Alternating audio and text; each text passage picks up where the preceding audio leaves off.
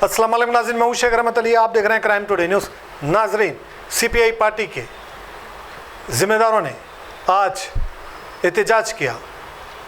जनाब शेख शमशुद्दीन अहमद और उनके साथ कई ऐसे लीडर्स थे जो गरीब लोगों के लिए आवाज़ उठाई और तेलंगाना हुकूमत पर इल्ज़ाम लगाया कि तेलंगाना हुकूमत सिर्फ वादे की लेकिन गरीब लोगों का साथ नहीं दे रही है।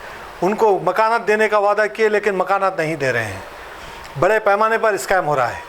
राहुल गांधी इस पर तवज्जो दे। राहुल गांधी जब इलेक्शन के वक्त आए थे, गरीब लोगों से वादे किए थे और राहुल गांधी को देख करके, कांग्रेस को देख करके आवाम ने वोट डाला था, क्योंकि बीआरएस से लोग नाराज़ हो गए थे। इसके बाद अब जब से कांग्रेस आई है, बीआरएस को फिर लोग याद कर रहे हैं। ये हालत हो गई कांग्रेस की 2-2.5 साल में। कांग्रेस इस तरह से जुल्म कर रही है लोगों पर। बहरहाल गरीब लोगों को मकानात देना चाहिए और जहां गवर्नमेंट की ज़मीन है वहां पर झोपड़ियां डालकर जो गरीब लोग रह रहे हैं, जिनको मकानात नहीं है, उनको वहां से हटाया जा रहा है। कम से कम उनको मकान दे करके उनको वहां से हटाएं, उनको बेघर किया जा रहा है। इसी मुतालबे के साथ बड़े पैमाने पर एहतजाज किया। देखते हैं रिपोर्ट। गरीबान आंखों में नजर नहीं आते, गरीबों के झोपड़ियां नजर आते, लेकिन अमीरों का इनकम टैक्स नजर नहीं आता, इनकम टैक्स चोरी नजर नहीं आती, अमीर जो लूट रहे हैं वो चोरी नजर नहीं आती। लेकिन गरीब भाई झोपड़ी डाल के रह गया तो चीफ मिनिस्टर साहब के आंखों को जो चुभना शुरू हो जाता। तो मैं हमारे सारे लोगों की तरफ से चीफ मिनिस्टर रेवंत रेड्डी साहब से अपील कर रहे हैं कि आप राहुल गांधी जी की इज्जत रखें। राहुल गांधी जी को आप और नरेंद्र मोदी की जो लाइन में ले जाकर मत खड़ा करें, क्योंकि बीजेपी गवर्नमेंट झूठों की हुकूमत है। लेकिन राहुल गांधी झूठ नहीं बोलते। लेकिन इलेक्शन से पहले राहुल गांधी जी आए थे तेलंगाना को और उसने कहा था कि हम गरीबों को हर तरीके की जो सहूलत देंगे और गरीबों का साथ देंगे। ये राहुल गांधी के वायदे के खिलाफ रेवंत रेड्डी चीफ मिनिस्टर साहब काम कर रहे हैं। तो हम रेवंत रेड्डी साहब को अपील करना बेकार है, क्योंकि लोग बड़े लोगों के, अमीर लोगों के कठपुतली है, उन्हीं के लिए काम करते हैं। हम राहुल गांधी जी से अपील कर रहे हैं, सोनिया गांधी जी से अपील कर रहे हैं कि आप डिसीजन लीजिए, अपने चीफ मिनिस्टर रेवंत रेड्डी साहब को समझाइए कि गरीबों का हक अदा कीजिए। जो लोग जहाँ पर भी झोपड़ी डाल के रखे हैं उनको हटाने से पहले उनको दूसरी तरफ का जो इंतजाम करे उसके बाद हटाए, वरना आपकी हुकूमत में और नरेंद्र मोदी बीजेपी की हुकूमत में कोई फर्क नहीं रहेगा। झूठे वायदे करना बंद करो, सच्चा काम करो, सच्चा साथ दो। और राहुल गांधी जी हमारे ये प्रोटेस्ट को आप देखें और संज्ञान लें, अपने चीफ मिनिस्टर से जवाब तलब करें कि आप गरीबों का साथ क्यों नहीं दे रहे, वरना 3 साल तो निकल गए, 1 साल में निकल जाएगा। उसके बाद कांग्रेस का कोई आदमी इलेक्शन के लिए वोट मांगने के लिए क्या सूरत से आएगा कि राहुल गांधी साहब झूठ बोल के गए थे और आज फिर झूठ बोलने के लिए आए बोल के।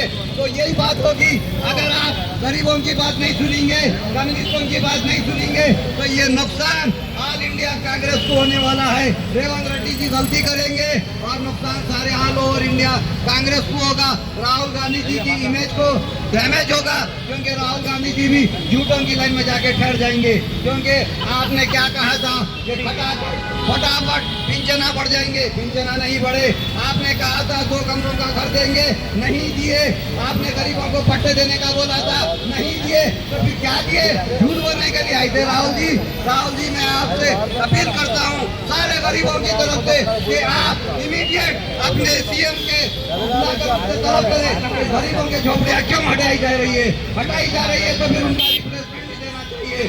क्या अमीरों के लिए हुकूमत बनती है, गरीबों के लिए नहीं? तो इस बात के ऊपर मैं हमारे राहुल गांधी जी से ये अपील कर रहा हूँ कि आप सीएम तेलंगाना को जवाब तलब करें। अगर किसी गरीब को भी आप हटाना चाहते हैं तो उसका पहले इंतजाम करें, दूसरी तरफ फिर उसके बाद उसकी झोपड़ी को हटाए। बारिश के दिन आए, सर्दी के दिन आए, बारिश में गरीब लोग कहाँ जाएंगे? झोपड़ी तोड़ दिए तो किधर जाना?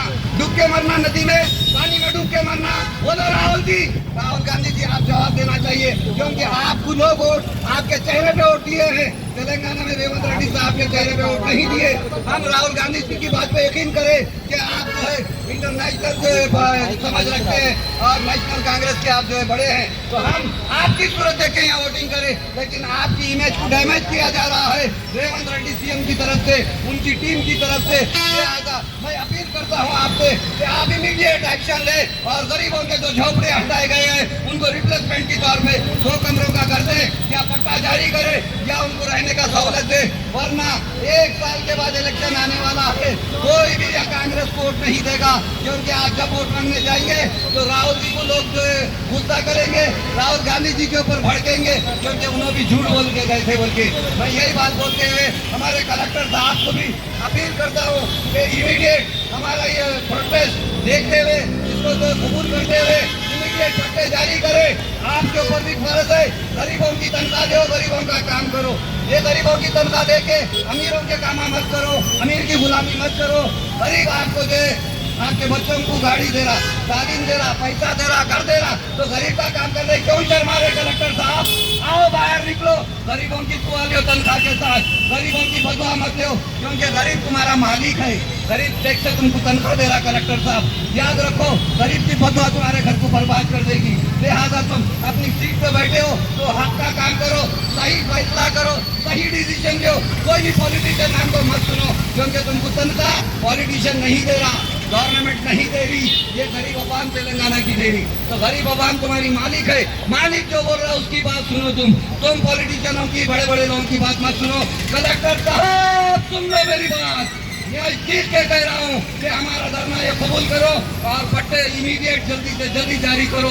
ये बात बोलते हुए मैं अपनी तकरीर खत्म करता हूँ। जो भी लोग यहाँ आए हैं उन सबका मैं शुक्रिया अदा करता हूँ। शुक्रिया, खुदा हाफिज, जय हिंद।